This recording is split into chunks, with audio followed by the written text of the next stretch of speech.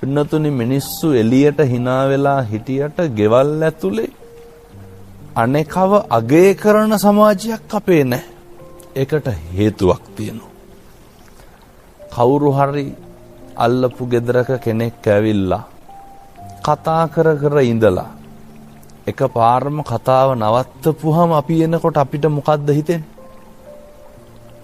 මේ මොකක් හරි මට හැංගුවා නේද? එතනම සැකයත් එක්ක තව මොකක් හරි හේතුවක් කාරණයක් ප්‍රත්‍යක්ෂ කරනවා. මේක වෙන්නේ මේ හින්දානේ දැන් ගොඩක් ඔය පෞල් ප්‍රශ්න ඇති වෙනවා පින්නතුනි මේ එකත් ඇසුරෙම ගැටලුව තමයි. මිනිස්සු හරියට කේලම් කියනවා. මිනිස්සු හරියට පද හදනවානේ. මිනිස්සු හරියට ගතු කියනවා. මේකත් එක්ක දරුවෝ එපා වෙනවා දෙමව්පියොන්ට. සමහර දරුවෝ ගැන සමාජයේ මිනිස්සු දැන් අපි පාසල් කරන නිසා මේක හොඳට දන්නවා. එක මිනිස්සෙක්වත් ගිහිල්ලා කාගේවත් හොඳක් කියන්නේ නැහනේ.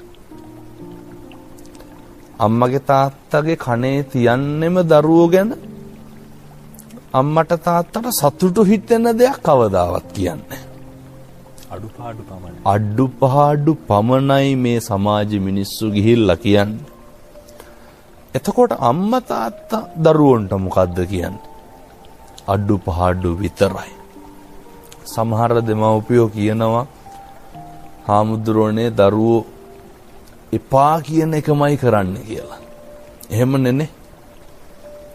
එතකොට අපේ අම්මලා තාත්තලා දරුවන්ට කියන්නේ එපා කියන එක විතරනේ. ඔක් කරන්න ඕන දේ නෙමෙයි අපේ හාමුදුරනේ කියන්නේ ජයග්‍රහණයක් වේවා හොඳ දෙයක් ඉස්මතු වෙන්නේ නැහැ. හැම වෙලේම කියන්නේ දැකපු වැරද්දක් විතරයි. මේ සමාජ ඛේදවාචකයට හේතුවක් තමයි අපේ ගෙවල් වල පින්නතුන් පුරුදු වෙලා නැහැ අනේක අගය කරන්න.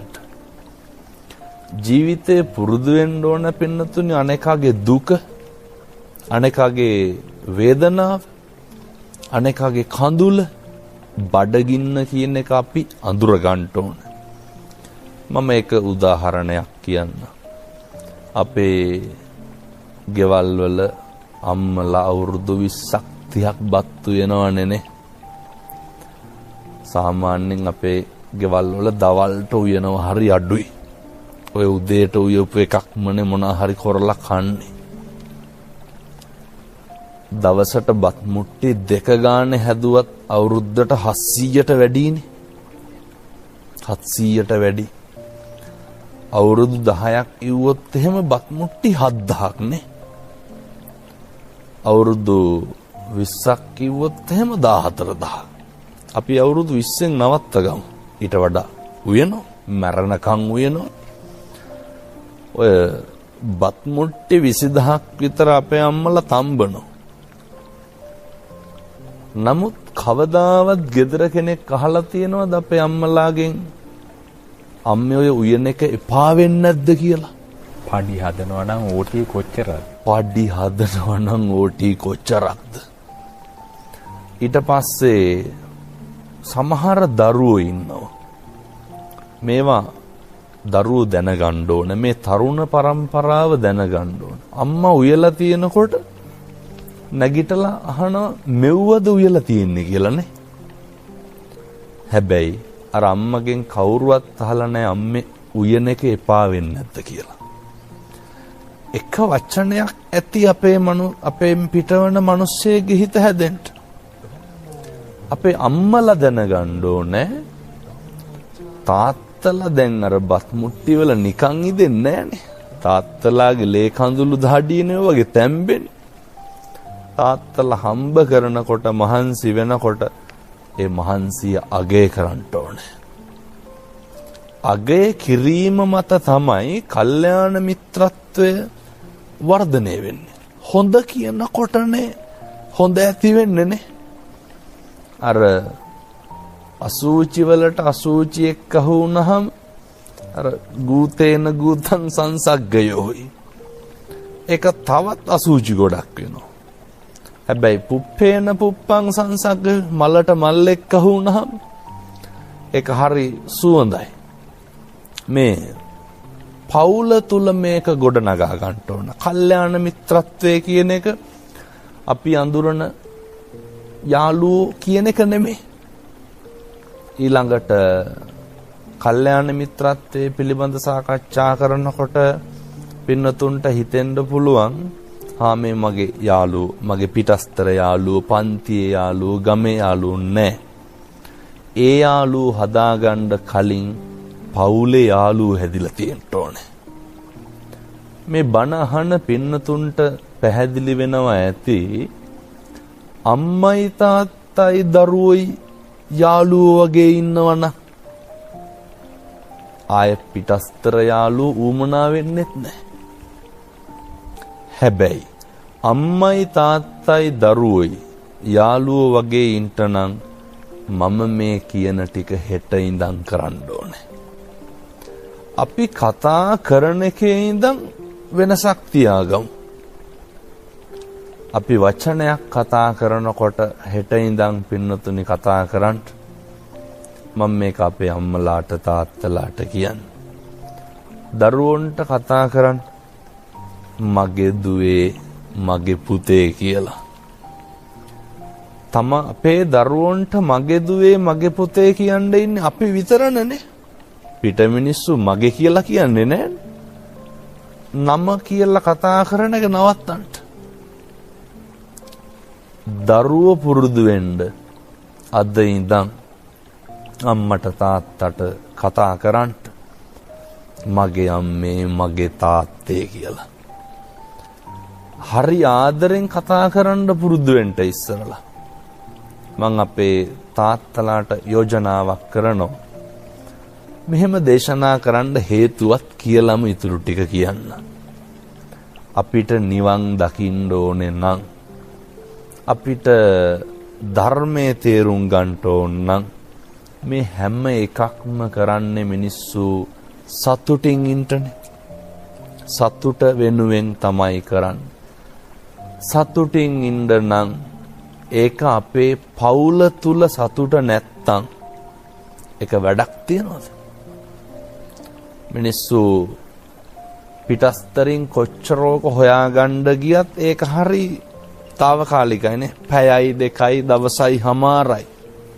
එහෙම නෙමෙයි. ඒක ගෙදරදි හදා ගන්න ඕන නම් අපේ පවුල තියෙන්න ඕන පන්සල වගේ. පවුල් පන්සල් වගේ හදා නොගන්න තාකල් මම විශ්වාස කරන්නේ නෑ පින්නතුනේ චෛත්‍ය ගෙඩි පිටින් ගිල්ලත් වැඩක් නෑ. මොන ආමිෂය මොන ස්තරම් විදිහට පිදුවත් වැඩක් නෑ. ඒ ගෙදරදි සැනසීම හදා ගන්නට බැරි නම් ගෙදරදි පුරුදු වෙන්න දවසට එක වේලක් හරි අම්මයි තාත්තයි දරුවෝයි එකට බත් කන්න. මේක හරි අඩුයිනේ අපේ ගෙවල් වල. පුරුදු ඔක මහ දෙයක් නෙමෙයි. අම්මයි තාත්තයි දරුවෝයි එකට බත් ටික කන්න. එතකොට පින්නතුනි ඇති වෙනවා පුදුම විදිහේ ලෙන්ගතුකම. මම කියනවට පින්නත්නි මේ ටික අනුගමනය කරන්න. අම්මයි තාත්තයි දරුවෝයි හරි ආදරෙන් බත් කටවත් කවා ගන්නකො නේ. මේ පපු කැවුතුත් එක්ක උණු වෙන්නේ නැද්ද? දරුවෝ දෙමව්පියොන්ට බත් කටක් දෙකක් කවනවා. තාත්තා මුළු පවුලටම බත් කට කවනවා. මෙහෙම දේශනා කරනකොට සමහරක් කියයි හාමුදුරනේ තවත් බැඳීම් වැඩි වෙනවනේ කියලා. නමුත් ඔය මේ ටික හදාගන්නේ නැතුව නම් අපි බැඳීම් අතාරින්න හිතන තැන්වලට ගිහින් තේරුමක් නැහැ. ඒ නිසා පුරුදු වෙන්න ගෙදර ඉන්නකොට අනේකට කතා කරන ස්වරේ ඉඳන් වෙනස් කරගන්න. පුරුදු වෙන්න ගෙදර ඉන්නකොට අනේකව අගය කරන්න. දරුවොත් එහෙමයි. සමහරු කියනවා හාමුදුරුවනේ කරපු දෙයක්වත් නැහැ කියපු දෙයක්වත් නැහැ බුම්මගෙන ඉන්නවලු. නේ? එහෙම වෙන්න ඕනේ. පුරුදු වෙන්න ඕනේ මේ කතා කරන්න පුරුදු වෙන්න ඕන. ගෙවල් දොරවල් වල ඉන්නකොට පෞල් ප්‍රශ්න ඇති වෙන්න හේතු සමහර අම්මලා තාත්තලාත් ඉන්නවා දරුවොත් ඉන්නවා අනෙකත් එක්ක කතා කරන්නේ නැහැ. තරහ අවසර අපේ හැමතුනේ දැන් දරුවෝ මේ දෙමව්පියෝ කියන කතාව ගෙදර කතා කරන්නේ අම්මා අප්පච්චිත් එක්ක. මේ අතේ තියෙන දේත් එක්ක විතරයි කතා කරන්නේ. හරි ඛේදවාචකයක් තමයි ඛණ්ඩ ගියත් ජංගම දුරකථන ඉස්සරහින් තියාගෙන මොකක් හරි බල කතා කර ඉන්නවා. අර අපේ බුදුහාමුදුරු උගන්වනව නේද අපිට අම්මට තාත්තට සලකන්න කියන තැන වතුර ටික උණු කරලා නාවන්නලුනේ. ඔබතුමා ඒ වටිනා කාරණේ මතක් කරපු හින්දා මේ වටිනා කරුණු ටික කියලා මම ඊළඟ පියවරට යන්නේ. උන්වහන්සේ අපිට උගන්වනවා මේ අම්මගේ තාත්තගේ සුවඳ තෙල් ගල්වන්නලු. බලන්නකො. සම්බාහනය කරන්නලු. ඒ මොක නැතත් හරි වැදගත් තැනක් තියෙනවා. සතුටු සාමීචියේ දෙන්නලු. මේ බණහන අම්මලා තාත්තලාත් මේ සමාජයත් අපේ වයසක අම්මා තාත්තා එක්ක අපි කතා කරන්නේ නැහනේ. හරි අඩුයි. ගොඩක් දරුවෝ කියනවා හාමුදුරනේ අම්මා මම ළඟ ඉන්නේ බෙහෙත් හේත් ටික ගෙනල්ලා දෙනවා කණ්ඩ බොණ්ඩ දෙනවා. එයා ඉතින් එයාට රේඩියෙකුත් ගෙනල්ලා දීලාලු තියෙන්නේ බණ අහන්න කියලා. නෑ. අම්මට තාත්තට සැනසීමක් නැති හින්දා පාළුවට බණ අහලා වැඩක් නැහැ. අවබෝධයක් නැතුව පාළුවට බණ අහලා තේරුමක් නැහැ. හැබැයි අර සතුටු සාමීචියේ දෙන්න පුරුදු වෙන්න. අම්මයි තාත්තයි එක්ක දූ දරුවොත් එක්ක මම විශ්වාස කරනවා මෙහෙම ජීවත් වන පවුලක ආය කවදාවත් කිසි කෙනෙක් තෝ කියලාවත් කතා කරගන්න එකක් නෑ. මේ ටික හදාගෙන පුරුදු වුණාම තමයි පෞල් ප්‍රශ්න කියනවා නැති වෙන්නේ. ඉඩ කඩන් ආරවුල් අපේ රටේ පුදුම විදිහට තියෙනවා. මේවා නැති වෙන්නේ. ඒ හින්දා නිරන්තරයෙන් උත්සාහ කරන්න ඕන පින්නත්නි. පෞල් පන්සල් වගේ සකස් කරගන්න. මෙහෙම සකස් නොකරගන්න එකේ විපාකය අද අපි දකින්න ඔය මිනිස්සු විදේශගත වෙලා පුදුම විදිහට රැකියා කරනවා නේ. එතකොට සමහර තාත්තලා ඉන්නවා ළමයා චූටි කාලේ ඉඳන් දැකලා නැහැ අවුරුදු ගාණක් එතර. අහලා බලනකොට කවුරු වෙනුවෙන්ද මේ කරන්නේ? දරුවෝ වෙනුවෙන්. සමහර විට ඒ තාත්තට හම්බ කරගන්න එච්චර උමනාවක් නැහැ. අවුරුදු ගණන් අම්මා තාත්තා දූ දරුවෝ දාලා එතර ගිහිල්ලා රැකියාව කරනවා. එතකොට අපිට පේනවා මල් ගහක් ගාව ෆොටෝ එකක් ගහලා දාපුවම අපේ රටේ ඉන්න තරුණයෝ එතකොට මෙහෙ පෙරිස් කියනවා එහෙ ගිහිල්ලා සැප විඳිනවා හොඳට ඉන්නවා. එහෙම තමයි පේන්නේ. නේ ඩෙක්සුස් දෙක දාලා කැප් එක දාලා ජැකට් එක දාලා ඉන්නකොට මොන දුකක් විඳිනවද අපේ ඔය කොරියාවේ ඉන්න තරුණයෝ. අම්මා තාත්තා ගාව ඉන්නවා වාගේ දරුවොත් එක්ක ඉන්නවා වාගේ නිදාගෙන ඉන්නවා වාගේ සනසීමක් එයත්තන්ට නැහැ. දවසට පැය කීපෙයි වැඩ කරන්නේ. එච්චර මහන්සි වෙලා කැපකිරීම කරලා කවදා හරි ඇත්තෝ ලංකාවට ආපුහම එයත්තන්ට දවසක හිතෙන්න පුළුවන් මෙහෙම හිතිච්ච උදවියක් ඇති අපරාධිනි කියලා. එයත්තන්ට දවසක හිතෙන්න පුළුවන් කාටද කෙරුවේ කියලා.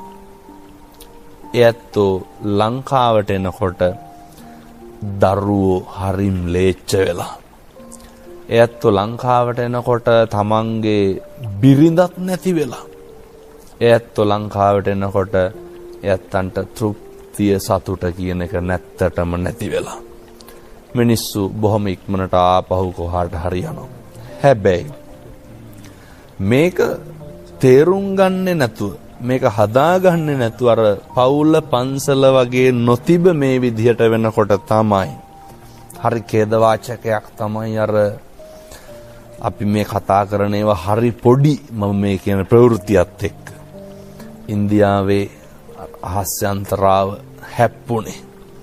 ඒකේ මම දැක්ක සමාජ මාධ්‍යවල තියෙනවා ඉන්දියානු ජාතිකයෙක් එංගලන්තයට ගිහිල්ලා නේ රැකියාව කරලා එහෙ ගෙවල් දොරවල් හදලා ඉන්දියාවට එනවා පහු දරුවෝයි බිරිඳයි අරගෙන යන්න.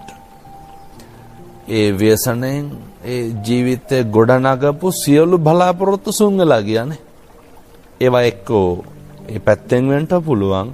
එහෙම නැත්නම් මිනිස්සුන්ගේ සදාචාරය පිරිහිලා ගිහිල්ලා ආකල්ප විනාශ වෙලා ගිහිල්ලා මිනිස්සු මේ සංස්කෘතිමය පැත්තෙන් විනාශ වෙලා තියෙන්නත් පුළුවන්. ඒ හින්දා මොන මට්ටමක හිටියත් කමක් නැහැ. එක දෙයක් තේරුම් ගන්න.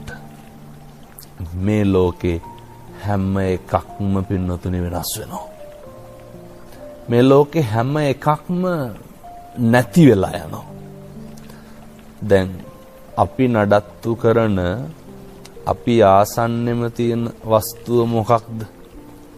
අපේ ශරීරයනේ. අපි නඩත්තු කරන අපේ ශරීරය. මේක වෙනස් වෙන්නේ නැද්ද? මේක වෙනස් වෙනවා. මේකේ කෙස් ටික ගැලවිලා යනවනේ නේ. මේක අපිට නඩත්තු කරන්න බෑ. මේක අපේ පාලනයෙන් තොර වෙනවා. අපිට අපේ ශරීරයවත් හරි විදිහට නඩත්තු කරගන්න බැරි කොට පිටස්තර සමාජය ගැන ඔය ගොඩනගාගෙන ඉන්න ප්‍රතිරූපය ටිකක් බිමින් තියන්න. මොකද පින්නත්නි ඒවා හරි ඉක්මනට වෙනස් වෙන්න පුළුවන්. මම මේ විශේෂයෙන් මේ කාරණය මතක් කරන්න විදේශ රටවල සහ ලංකාවේ බොහෝ දුර පළාත්වල රැකියා කරන අපේ අම්මලාට තාත්තලාට අපේ පින්නතුන්ට කොතනදී හරි ජීවිතේ කඩාවැටීමක් වෙන්න පුළුවන්. කොතනදී හරි වෙනස් වීමක් සිද්ධ වුණොත් එහෙම ඒ වෙනස් වීමට මුහුණ දෙන්න බලාගෙන ඉන්න ඕනේ. ඒ වෙනස් වීම පිළිගන්න සූදානම් වෙලා තියෙන්න ඕනේ. දැන් අපේ දරුවෝ බලන්න අවුරුදු 10න් අවුරුදු 15න් විතර අපි නැතුව නිින්ද යන්නේ නැහැ කියපු අපේ ළමයි අවුරුදු 25 එනකොට මිනිස්සු හැමදාම එක විදිහට තියෙන්නේ නැහැ. අවුරුදු 10 ළමයාගේ ආකල්ප වෙනස් අවුරුදු 25න් කසාද බැන්දට පස්සේ අර 100%ක්ම දරුවෝ වෙනස් වෙනවා. මේ බණහන සමහර අම්මලා මේ ඛේද වාචකයට මුහුණ දෙනවත් ඇති මේ වෙනකොට. සමහර දරුවෝ කියනවා හාමුදුරුවනේ අපේ අම්මට තාත්තට ගැන අපිට ආදරයක් ඇති වෙන්නේ නැහනේ. අපේ අම්මා තාත්තා ගැන අපිට එහෙම හාමුදුරුවෝ කියන විදිහට සලකන්න හිතෙන්නේ නැහනේ.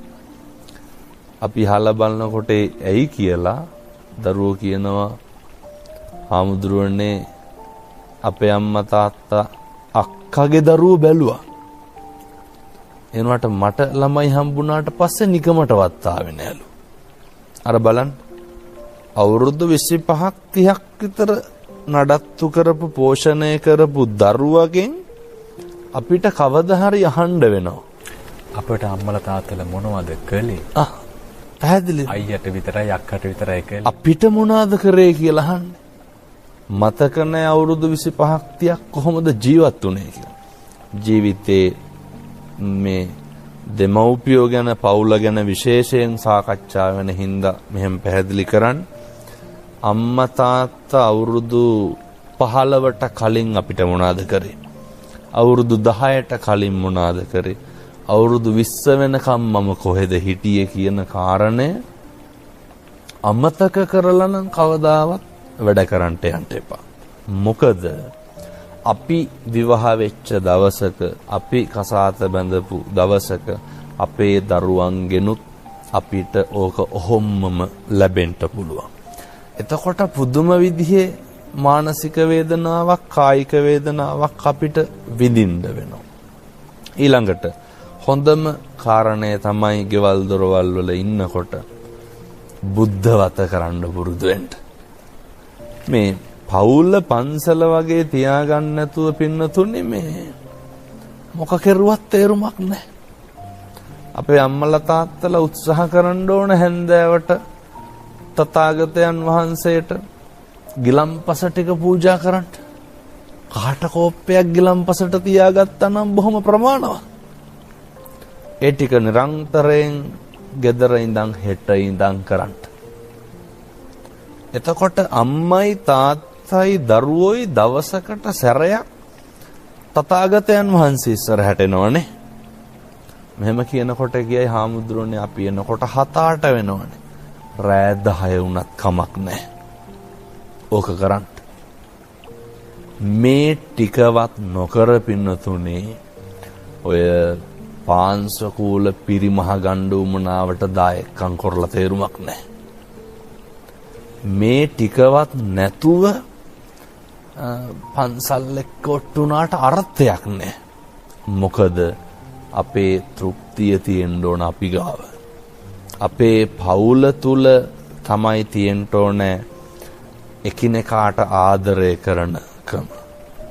හරියට මේ වර්තමානයේ විසිරිලා තාත්තලා විවිධ තැන්වල අම්මලා විවිධ තැන්වල දරුවෝ විවිධ තැන්වල ඒවට උඩගෙඩි දෙන පිරිස් වැඩි කිසි තැනක නැහැ පවුලක් එක්කහු කරන්න කටයුතු කරන තැනක් නැහැ.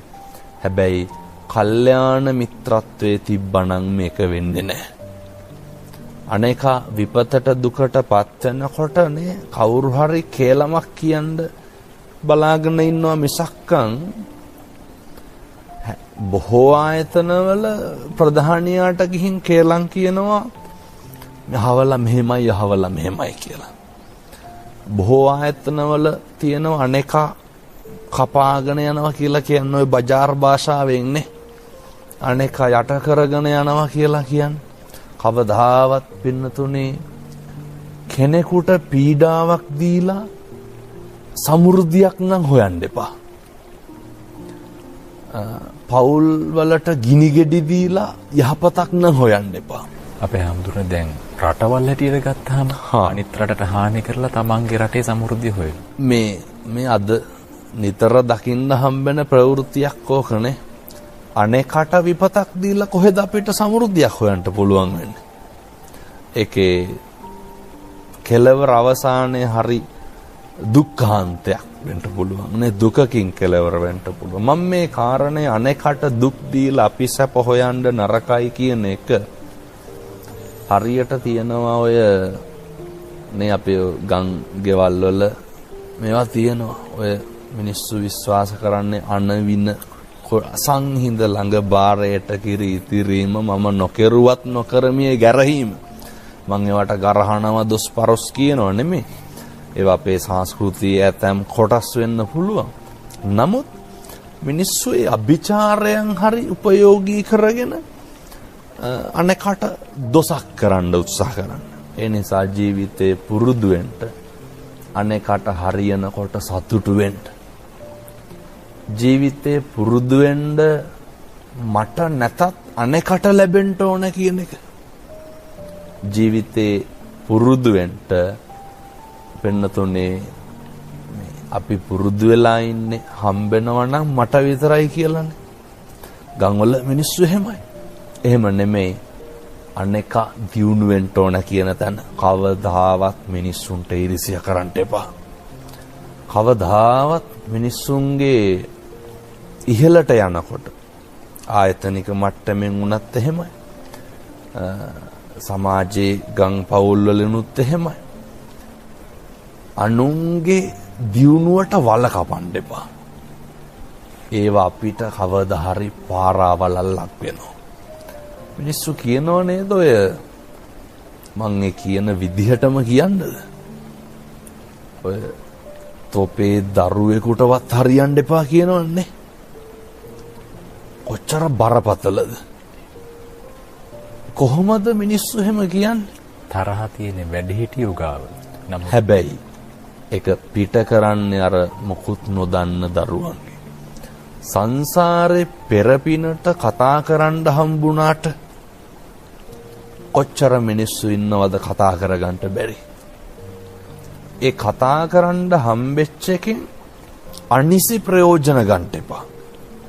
මම පැහැදිලි කරන්නේ මේ පින්නතුන්ට කවදාවත් ඔය කටින් කෙනෙකුගේ හිතක් නම් රිද්දන්න එපා. මිනිස්සෙකුට මිනිස්සෙක් එපා වෙන විදිහට පින්නතුනි වැඩ කරන්න එපා. වෙනස් වෙනවා. එපා වෙන්නේ ඇයි? වෙනස් වුණාම. එහෙමනේ. වෙනස් නොවි ඉන්න තාක්කල් හොඳයි. මිනිස්සු එහෙමයි. මිනිස්සුන්ට අපෙන් ප්‍රයෝජනයක් තියෙන කල් ඒ මිනිස්සුන්ට අපි හොඳයි. හැබැයි හොඳ 1000ක් කරලා එක වැරද්දක් වුණාම අර 1000ත් හරි අර එක වැරද්දක් ඊට වඩා මිනිස්සු ලොකු කරගන්න. ලොකු කරගෙන දැන් මම මේක ඔයත්තන්ට පැහැදිලි වෙයි මේ විදිහට දේශනා කරොත් එහෙම අපිට කවදා හරි අපේ ජීවිතේ කලකිරුණා නම් කලකිරුනේ අඳුරන කෙනෙක් හින්දාද අඳුරන්නේ නැති කෙනෙක් හින්දාද? අඳුරන කෙනෙක් හින්දා. හිත රිදුණා නම් රිදුනේ අඳුරන කෙනෙක් හින්දා. ළඟින් ඉන්න මිනිස්සුමයි අපේ පවුල්වල උදවියමයි අපේ සැප අපේ දුක කියන කාරණේදී වැඩිපුරම දුකටපත් කරන්න හේතුවක් වෙන්නේ. අර බුදුහාමුදුරුවෝ දේශනා කරනව නේද චතුරාර්ය සත්‍ය දැන් පළවෙනි මේ දුක්ඛාර්ය සත්‍යදී දුක පැහැදිලි කරනවා ඉපදීම ජරාව ව්‍යාධිය. දුක්ඛ සමුදයේදී මේ භව තුන කාම තණ්හා භව තණ්හා විභව තණ්හා. එතනදී දුක්ඛ ශෝකය ඇති වෙන්නේ ඇයි? අර දුක අල්ලගත්තාමනේ. එතකොට අල්ලගන්නේ මගේ එකක් විතරයි. අපි වෙන රටවල් වල දුක් අල්ලගන්නේ මගේ වෙන තරමට පින්නතුනි දුක වැඩි. ඒ හින්දා පුරුදු වෙන්න අර උන්වහන්සේ දේශනා කරපු මේ ලෝකේ හැම එකක්ම වෙනස් වෙනවා. මේක මේ පැය ගාණක් දේශනා කරන්න පුළුවන් මාතෘකාවක්. නමුත් ඒ වෙනස් වීමට මුහුණ දෙන්න බලාගෙන ඉන්න. එතකොට අර දුක නැහැ. එතකොට අර ඊර්ෂ්‍යාව ඇති කරන්න හේතුවක් නැහැ. එතකොට කියනව නේද ඔය මිනිස්සු අපි යෝන්ට ඒ කාලේ මෙහෙමයි කෙරුවේ කියලා. එහෙම කියන්න අවශ්‍ය වෙන්නේ නැහැ වෙනස් වෙනවා කියන එක දැනගෙන හිටියන. දැන් ඔය නේ පෙම්වතුන්ට පෙම්වතියෝ නැති වෙන්න පුළුවන් නේ. අපි දන්නවා පින්නතුනේ අවුරුදු ගාණක් දෙන්න එකට ඉන්නවා. හැබැයි මේ කසාද්දේ ඔන්න මෙන්න තියෙනකොට සමහරු දාලා යනවා. ඒක තේරුම් ගන්න. මොනවාද මේ ලෝකේ වෙනස් වෙන්නේ නැත්තේ? දවසක් එනවනේ අපිට අපිවත් නැති වෙන. අපි ගෙවල් දොරවල් වල කටයුතු කරනකොට එදිනෙදා වෙනත් මේ වහෙම වැරදියට තේරුම් ගන්නත් නරකයි අපේ පින්නතුන්. ශාසනික ගනුදෙනුව කරනකොට ඊළඟට භික්ෂුන් වහන්සේලා ඇසුරු නිසුරු කරනකොට ඊළඟට කට පාවිච්චි කරනකොට විශේෂයෙන්ම කට පාවිච්චි කරනකොට අනෙකට වේදනාවක් දුකක් ඇති වෙනවා වගේම කට පාවිච්චි කරනකොට තමන්ගේ ආධ්‍යාත්මය බොහොම ඉක්මනට පිරෙන්න පුළුවන්.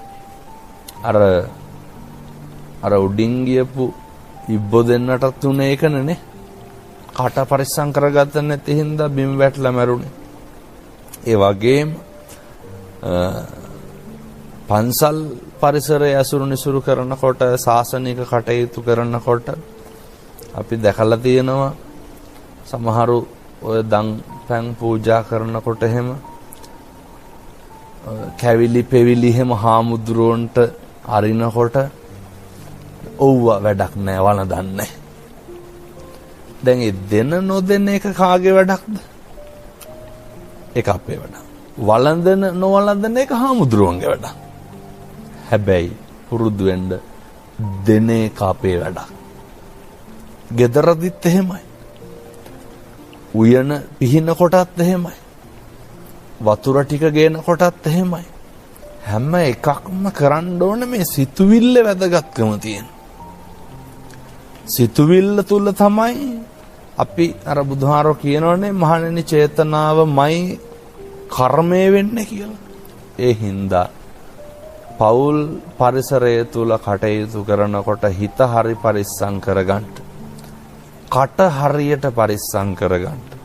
මොකද මං මේක ඇතුළටම මේ ශාසනික ගනුදෙනුව සහ පන්සල් පරිසරය ඇතුළත් කරේ මේ වස් කාලේ හින්දා. වස් කාලේ හරි පුදුම විදිහට මිනිස්සු පින්දහම් කරන්න පෙළඹෙනවනේ. ඒ පෙළඹෙනකොට පරිස්සම් වෙන්න ඕනේ හින්දා. දානේ තියනවා නම් මාසයකට සැරයක් මේක මගේ යෝජනාව. අම්මයි තාත්තයි දරුවෝයි සේරම පන්සලට යන්න. සේරම යන්න. ගිහිල්ලා ළමයාට උගන්වන්න පුතේ සරප්පු දෙක ගලවපන් ගේට්ටුව ගාවින්. නේ. හාමුදුරුවන්ට දන ගහලා වඳින්න. බෝමලු අමදින්න. හාමුදුරුව පැත්තකින් තියන්න. ශාසනය වෙනුවෙන් මගේ බුද්ධ ශාසනය වෙනුවෙන් මම මේ කරන්නේ. චෛත්‍ය මලු අමදින්න. මේ ටික දරුවොත් එක්ක කරන්න. තව එක කාරණයක් තියෙනවා. දාන්නේ තියෙන දවසටම මේක කරන එක හරි වටිනවා. හාමුදුරුවන්ට දාන්නේ දෙනවා වගේම අපිට බැරි වේද පින්නතුනේ එක බත් පාර්සලයක් තව වැඩිපුර බැඳ ගන්න. අපේ ගංගෙවල් වල ඉන්නවා මේ රහට කණ්ඩ හම්බෙන්නේ නැති මිනිස්සු. අර බත් එක දෙන්න කන බත් කටක් ගානේ පින් දෙයිනේ. එතකොට අර දරුවොත් පුරුදු වෙනවා මේ අනේකට දෙන්න ඕනනේ කියන එක. අපේ ආම්පුනේ අපි එක දවසකට විතරක් ලංකාවේ දන්සල් නම් ගොඩයි. හැබැයි පන්සල් යන්නේ නැති මිනිස්සු ඉන්නවා. පිරිසක් ඉන්නවා. දන්සල් ගොඩයි. අපි පහුගිය දවස්වල අනුරාධපුරයේ දේශනාවලට ගිහින් එනකොට අනුරාධපුරයේ සෙනග නැහැ. මම මේක ඔබතුමා මතු කරපු හින්දා පැහැදිලි කරන්නේ. අනුරාධපුරයේ සෙනග නැහැ. හරි පුදුම විදිහට පාරේ සෙනග. මම ඒවට දොස්පරොස් කියනවා හැම නෙමෙයි. හැබැයි මිනිස්සු පින්කම් කරන්නේ අනවබෝධයෙන් කියන එක නම් පැහැදිලි. අර ගෙදරට කවුරු හරි ආපුවාම හාල් හුණ්ඩු භාගයක් දෙන්න මැලි වෙන මිනිස්සු අර ලෝකපවාදෙන් බේරෙන්න පින්කම් කරනව නේද? හාල් මිටි ගන්න. හාල් මිටි ගන්න. හැබැයි අපි කරන්න ඕනේ ලෝකපවාදෙන් බේරෙන්න නෙමෙයි.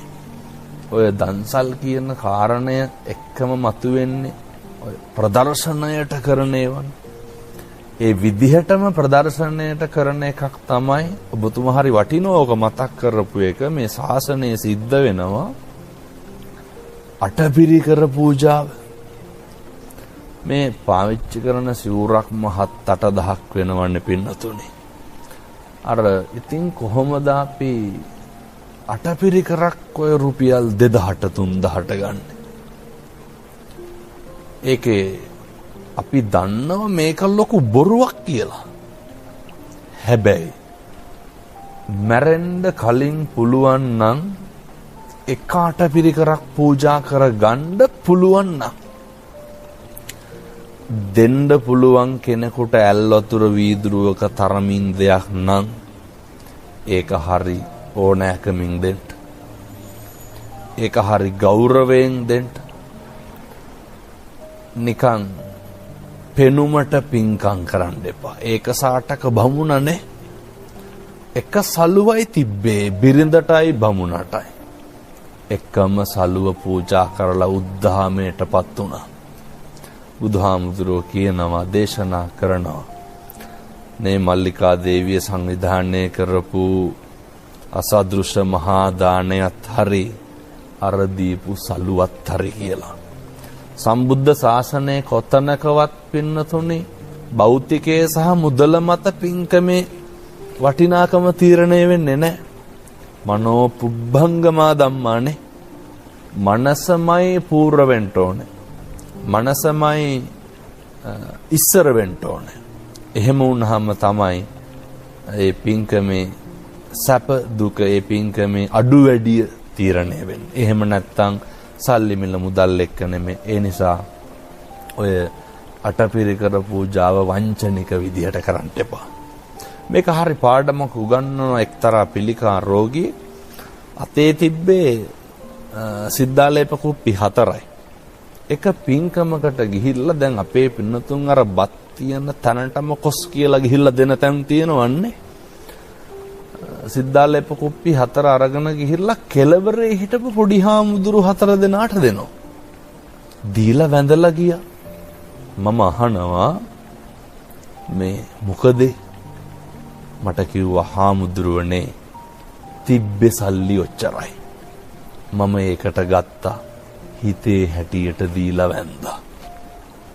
හරි ජයග්‍රාහී ලීලාවෙන් තමයි එහෙම කිව්වේ. එහෙනම් අපින්නතුනි පුරුදු වෙන්න.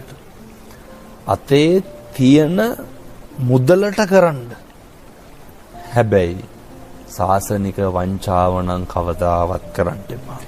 තරහ අවසර අපේ හාමුදුරනේ ඒක අම්මා කෙනෙක් කියපු කතාවක් මේක. අපට බෑනේ මහත්තයෝ කටින චීවරේ වඩම්මන්න. අපි එච්චර ලක්ෂපතියෝ නෙමෙයිනේ කිව්වා. එහෙම ලන්සු තියෙනවා මේ සමාජයේ. දැන් මේ වස් කාලේ හින්දා ඔකත් බොහොම හොඳයි ඉස්සරහට එන්නේ කටින පින්කම්. අපි දන්නවා දුප්පත් මිනිස්සුන්ට කටිනයක් කරන්න බෑ. දුප්පත් මිනිස්සෙකුට පින්කමක් කරන්න බෑ. අපි මෙහෙම බැලුවොත් එහෙම දැන් හාමුදුරුවන්ට දානයක් දෙන්න ලොකු වියදමක් යනවා කියනවනේ නේ. හාමුදුරුවන්ට දාන දෙන්න වියදම යන්නේ එළවලු කිලෝ එක යයිනේ.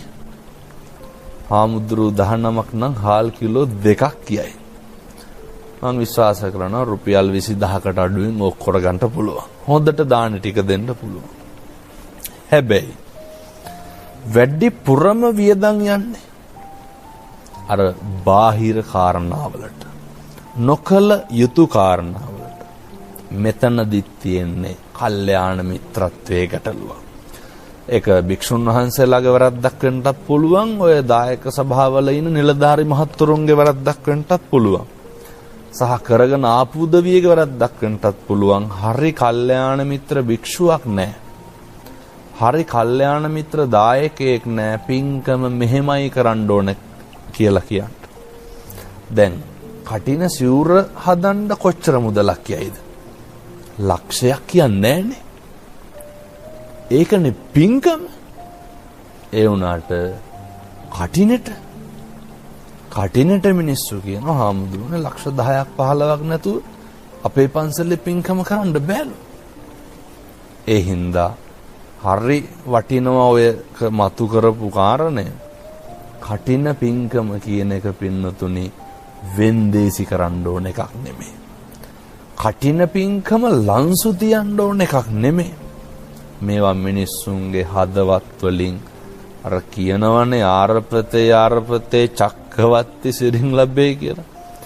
ගහන ඉදිකටු පාරක් ගානේ සක්විති රජකම හම්බෙනවලු. මග කුමාරයාට සක්විති රජකම හම්බුනේ මිල මුදල් එක්ක ගනුදෙනු කරලා නෙමෙයිනේ. ශ්‍රමයම දන් දීලා. එතනදීම පැහැදිලි වෙනවා සම්බුද්ධ ශාසනයේ පින්කම් කරන්න ඕන කොහොමද කියලා. ඒ නිසා පින්නතුනේ මතක තියාගන්න මේ කටින පින්කම් කරනකොට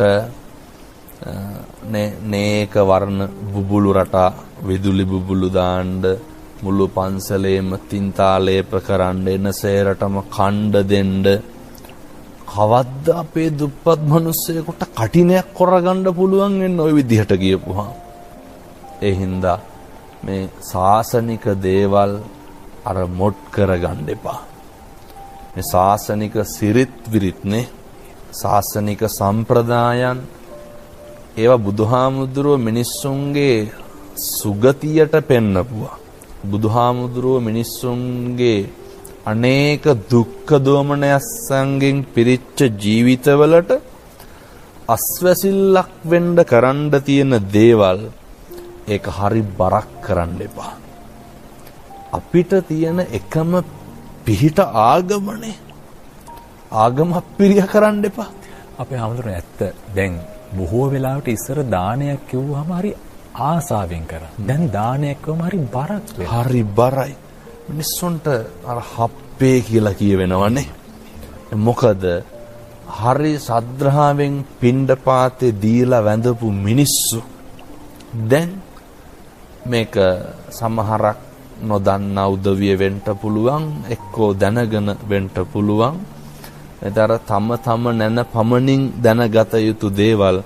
හැබැයි තථාගත දහම කසල ගොඩේ හිටපු සෝපාකටත් සුනීතටත් පොදු වුණා. රජ මැදුරේ හිටපු බිම්බිසාරටත් කොසල් රජුරවන්ටත් පොදු වුණා. මේකේ මම විශ්වාස කරන්නේ අද අපේ පන්සලකින් කටිනයක් බාර ගන්න පුළුවන් කියලා දුප්පත් අම්මා කෙනෙකුට තාත්තා කෙනෙකුට. ඒ මොකද අර බලයෙන් ධනයෙන් සමාජයේම පිරිහිලා තියෙනකොට ඇතම් පන්සල් ඇතම් භික්ෂුන් වහන්සේලා උස්සි ගන්නගෙන යන සමාජයක් මේ තියෙන්නේ. හාමුදුරනේ ඔහොම එයාලට දෙන්න එපා කියලා කෙලින්ම කියනවා. මම මෙහෙම කරන්නම් කියලා කියනවා. එතකොට අර භෞතිකවත් මානසික වශයෙන්ුත් අල්ලස් දීලා කටින කරන තත්වෙට මේකපත් වෙලා තියෙනවා. නමුත් කටිනේ කියලා කියන්නේ පින්නතුනේ හරි විශිෂ්ට පින්කම මේ කාලය තුල සිද්ධ කරගන්න පුළුවන්. කටිනේ වෙනුවෙන් කරන්න ඕන ටික මම දැන් පැහැදිලි කරන්න. වස් ආරාධනා කරපු දවසේ ඉඳන් මුළු පවුලම එකතු වෙලා කටිනට සූදානම් වෙමු. කොහොමද? වස් ආරාධනා කරපු දවසේ ඉඳන් අම්මයි තාත්තයි දරුවෝයි අදිෂ්ඨාන කරගන්නවා, පොරොන්දු වෙනවා පන්සිල් රකින්න. වස්තුම් මාසෙම අපේ පවුල පන්සිල් රකින්න. වස්තුම් මාසයෙන් සතියට දවස් 2ක් මුළු පවුලම ගිහිල්ලා පන්සලම දිනනවා. වස්තුම් මාසයෙන් හැකි පමණින් දුප්පත් ළමයෙකුට එක කොපි පොතක් අරන් දෙන්න. පින් සිද්ධ වෙන්නේ නැද්ද? මහා ප්‍රඥාවන්ත භික්ෂුන් වහන්සේලා අතර සරියුත් හාමුදුරුවනේ එක තල්පතයි එක පන් හිඳයි දන් දුන්නේ. එහින්දා මේ මාසයකට සැරයක් අරගෙන එක කොපි පොතක් දෙන්න. එකක් දෙන එක නම්බුවට කැලලක් වගේ නම් පින්නතුන්ගේ පොත් 10ක් 15ක් දෙන්න. ඊළඟට පෙනඩෝල් කාඩ් එකක්, සිද්ධාලේප කුප්පියක් වයසක අම්මා කෙනෙකුට තාත්තා කෙනෙකුට දෙන්න. වස්තුම් මාසයේ තුල යෝජනා කරගන්න ඔය මේක හරි වැදගත් යෝජනාවක්. අපේ ගම්වල තියෙනවා මරණාධාර සමිති. ඇහුවොත් එහෙම ඒ වගේනුත් මිනිස්සුන්ට පුදුම පීඩනයක්. ඒ සමිති සමාගම් වලිනුත් පුදුම පීඩනයක්. ආයතනවල තියෙනව නේද ඔය විවිධ වෘත්තීය සමිති. පුරුදු වෙන්න ඒවත් තුලිනුත් අනේකගේ දුකට වේදනාවට පිහිට වෙන්න. අර මරුණාම ලක්ෂයක් දෙනවට වඩා හොඳයි සමාජිකයෙක් ස්පිරිතාලේ නැවතිලා ඉන්නකොට වරු භාගෙවත් ගිහින් ළඟ ඉන්න. මුළු ගම තුලම ආදරය ඇති වෙයි. ඉස්සර අපේ තිබ්බ ගම්වල අත්තමට යනවා කියලා. ඒවා සමිති වලින් හදාගන්න. එතකොට අනේකට ආදරය කරන්න පටන් ගන්නවා. අනේක තව කෙනෙකුගේ වැඩට යනවා. අනේක තව කෙනෙකුගේ දුකට පිහිට වෙන්න යනවා. මුළු ගමම පින්නතුනේ පවුල පන්සල වුණා වගේම මුළු ගමම පන්සල වාගේ වෙනවා. පවුල හිතනවා, ගමත් හිතනවා මේ මුළු රටම එක මිටකට හිටි.